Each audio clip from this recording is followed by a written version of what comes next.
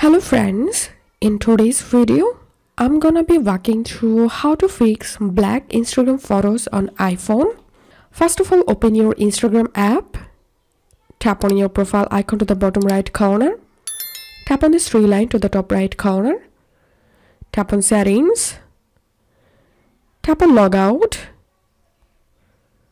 Once you logged out from your account, log back in and check the problem if fixed or not. And the second solution is use another account. So log out from your current account and log into another account and then check the problem if fixed or not.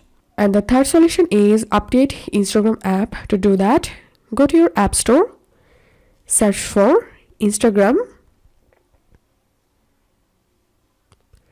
If you see any update available, then update your Insta application and check the problem if fixed or not.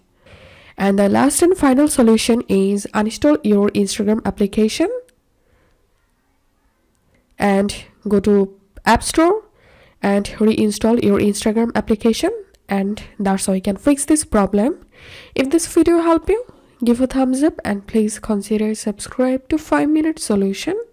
Thank you for watching.